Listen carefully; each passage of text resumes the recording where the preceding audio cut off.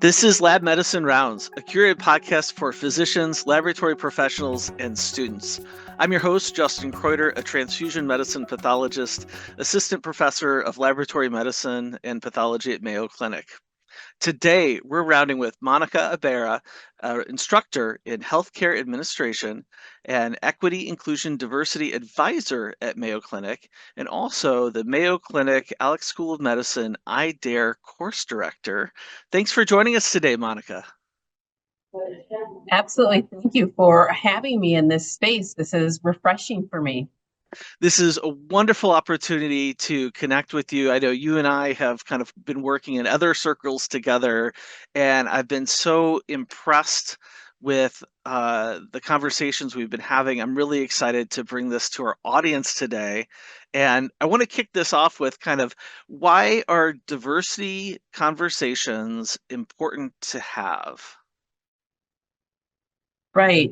When I think of diversity, it wasn't so much about um, what we would consider back in the past historically a melanin infused conversation, right? Because I'm really doing to this link of diversity as a place or another term for identities, those diverse identities that we all hold. I believe in a meeting I was in maybe last week before, uh, I just was thinking, how many identities can I sit in? And I found myself listing off the identities that I potentially could fit in. And these surface identities, right, that people can see, long hair, brunette, wears glasses, those kind of spaces, right? And then we started to think a little bit deeper that some folks, maybe if they observed me, would be able to see those identities, right? Those observable identities, right? And then you get the meaty parts, those identities of unless you don't know me, you're not going to know. And then you have it's even deeper, right? Those identities you hold within yourself that you probably don't share with anyone unless it's your relationship partner or your best friend. Because I think the term best friend or I love you gets thrown around a lot, right? So what that looks like to have those different levels, and it really was epiphanal for me almost that there are so many levels and robust depths to what diversity could mean and how those are interpreted differently for each of us, with those intersectionalities of how we are navigating not only ourselves as humans, but our communities, our workspaces, our families. And families as in the ones we parent, and then families in the ones that we were born into, right? Or that we select our friend groups that are often families. So yeah, I think they're very important really to acknowledge those identities that each of us are holding, which really bring this holistic, robust definition of diversity to our workforce and to our community groups. Appreciate you phrasing it that way and kind of getting you're having caused me to kind of reflect on how I think about diversity, shifting it to thinking about identities. Because yeah, I too have kind of maybe been locked into what am I thinking about with diversity, and also maybe that's how that's. I guess if I'm like that, maybe there's others that kind of initially approach with this lens, and I think you're really kind of broadening what this conversation is for our listeners, which also are a diverse audience. We have physicians, laboratory professionals, and students that are our main target group that we're having these conversations with. What do you think are, or what have you come across as some of the kind of common challenges to having these conversations?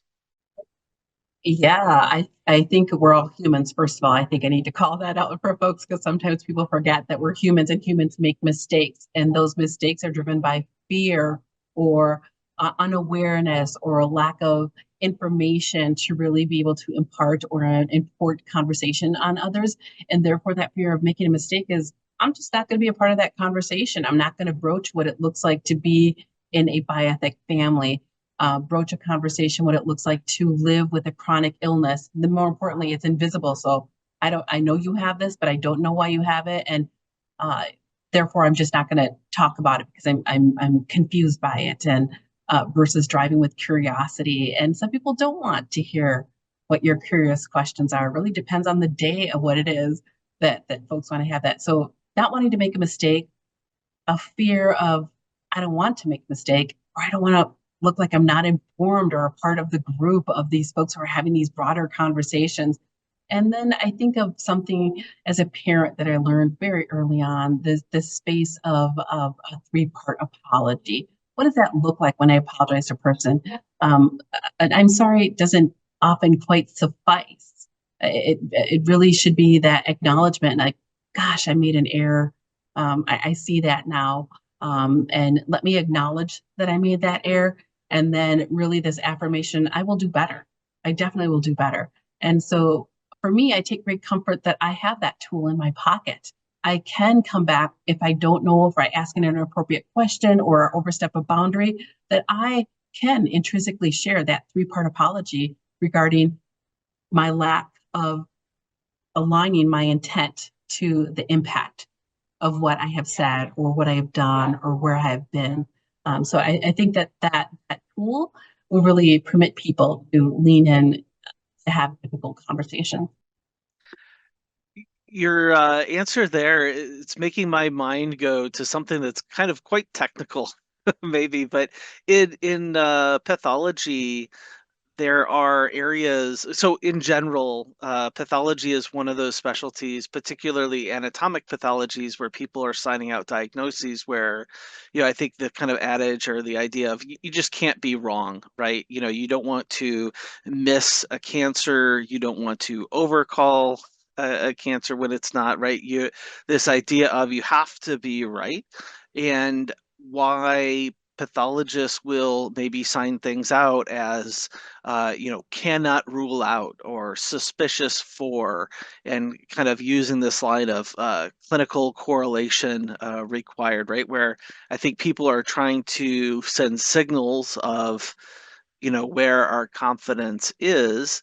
And I think that in the best cases, what happens is that, colleagues will know each other. And so then maybe the oncologist would pick up the phone and call the pathologist to get a sense for, what is their impression.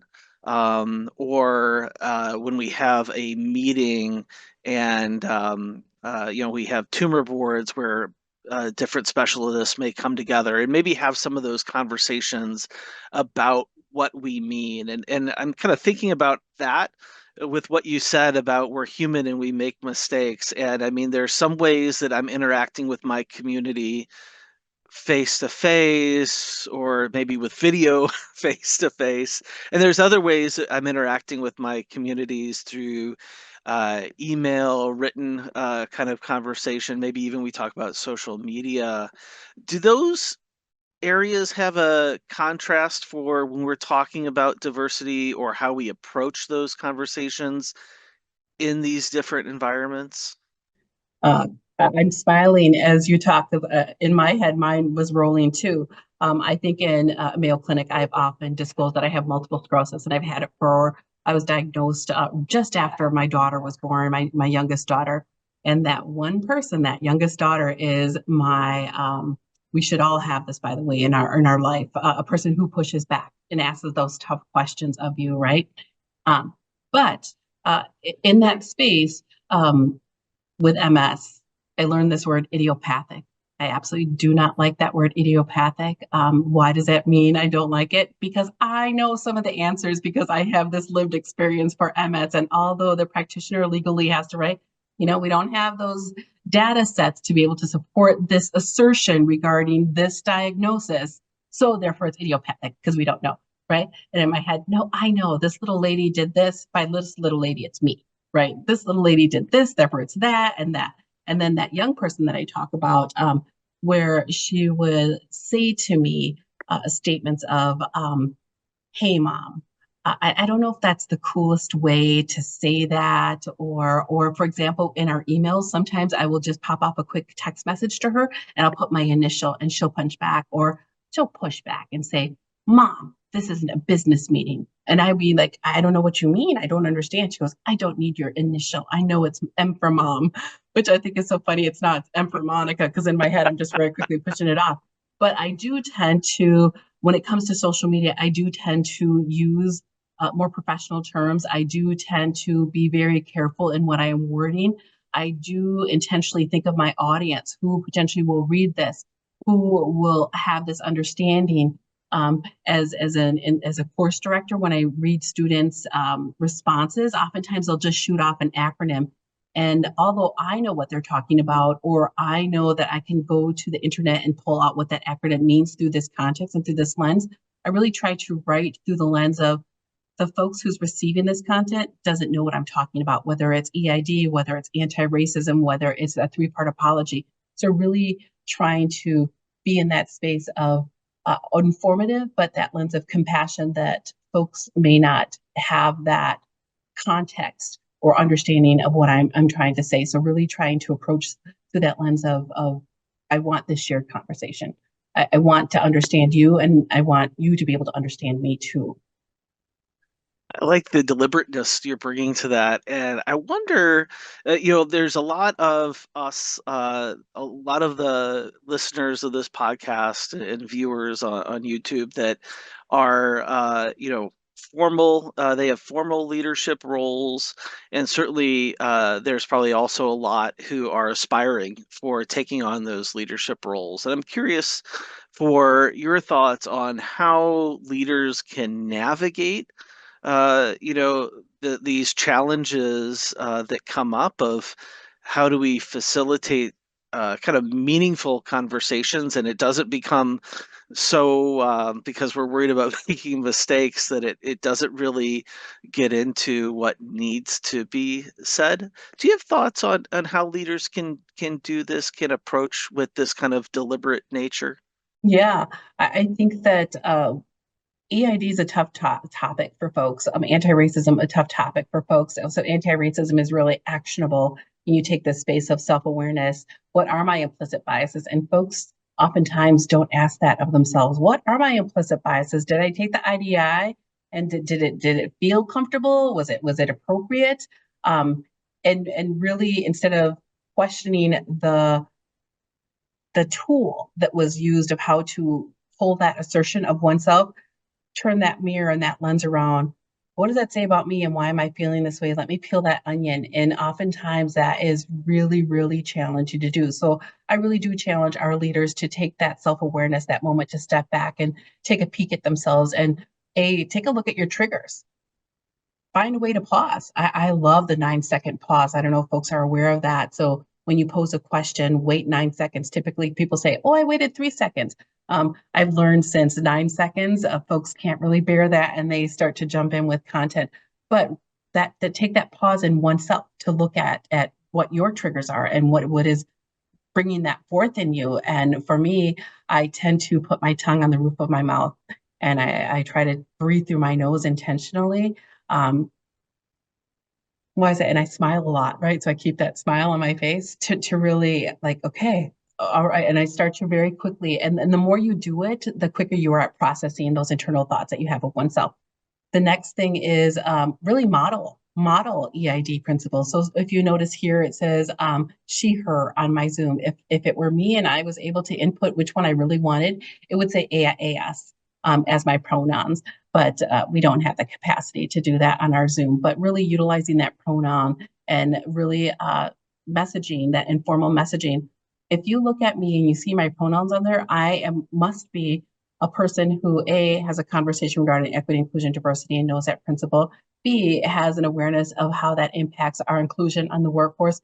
C, really a proponent of supporting our LGBTQIA plus population, right? So that one little pronoun, it says so much, but really that part of that narrative of how to be a part of that. I do recommend leaders have a little warm up activity at the beginning of their meetings, and it doesn't have to be anything difficult. I want to say the first one that I found really easy and really quick to do is I ask people what their favorite color is. Doesn't matter what it is, and they write it in the chat. Then once they've all done that, the next question I'll ask, I want you to look through the chat, identify another person who has your same favorite color, and you now have someone you didn't know that now you know something about them, right? So now you're really normalizing that practice of building relationships, of networking, of connecting, of getting to know one another, which by default fosters belonging. So I'm heard, I'm seen, I'm wanted, I'm needed. So those small little acts of inclusionary practice that we could utilize in our day-to-day as leaders and model that, I think is hugely beneficial. And as of course, as I mentioned, the 9 second pause. Quite a friend of the 9 second pause, letting people's thoughts catch up to their words, to be able to lean into conversations that are challenging and difficult. Well, I think you're highlighting for our listeners. I think in some ways people think about warm-ups as like, oh, geez, like, is this we're doing serious business here, right? Like asking me your example of the favorite color is perfect, right? Because in some respects, one could perceive that as just what is the gravitas of that, but at the same time, you're showing how you can transform that into a way of building connections within your team, right? Which is very much an acknowledged, role that that a leader is doing. And so I really like how you highlight that for our listeners. Do you think, because certainly, as you were saying, like we're humans, we can make mistakes. I'm thinking about, if we're facilitating a conversation, right, where I can't control what other people will say. Let's say the conversation maybe starts to go a little sideways. How can a leader uh, lead that conversation, or I guess bring that conversation back? You know, in a way, right? Because I think that's another thing that kind of maybe feels like a very specific challenge when we're talking about topics like racism. How can we kind of bring that back and recenter? Are Yeah, there I kind of a phrase or a way that you can do this? Yeah, there's a one strategy I do think about. Let's say you're not facilitating, but you're in a narrative. Let's say you're at a family dinner, or let's say you're in a class or in a Zoom activity, right? I use the OUCH model, and that actually comes from it's a strategy. It's actually a product out there that is out there, but I borrowed the word. And ouch is very quick. It's very short. It's not often used unless it's response to a pain, a cut, a hurt, right? So I think that we're all aware of what ouch means, right? And so it's not just a matter of just saying ouch. You have to provide a little bit of context of why this is an ouch, right? But that ouch really stops that narrative and that conversation of this is why I'm feeling that way. And again, that context. The other one that I have is it's okay to not know as a leader. That's that you could say something to the effect of, "Thank you for bringing that up. I understand that that is a point of growth and research. Let me get back to you." Or you can say, "Can we take that offline?" And that's perfectly appropriate to have that. And I think that those of us in a virtual workforce understand that right now we're here to have this conversation very succinct and germane to this topic. Or if you are one of those flexible leaders, let's pivot to that and make that call out. Let's have more and invite people to have that conversation through the chat. One of the things I enjoy about everybody in on every other Friday is that folks will be using the chat to talk to one another and respond to one another. And I tend to be one of those facilitators that do invite people to respond back to one another and in the chat and have that conversation, and do invite them to take their dialogue offline if they want to continue that conversation after the meeting is over. So there are several strategies that folks could do that. And that space of that discomfort that we have, that funniness, that visceral feeling in our tummies of this is not making I don't know this. And it's okay to not know, and it's okay to do a little bit of ally scholarship. That means you're doing a little bit of research on your back end regarding this topic. Is something that we can all do, regardless if we're a leadership. It's really, I feel it's a private way to lean into informing yourself and learning more and staying in that growth mindset, not only for a leader, but for all of us, being an ally scholar. So wise what you're sharing with us, and at the same time, I see this really resonates with this laboratory medicine pathology community, right?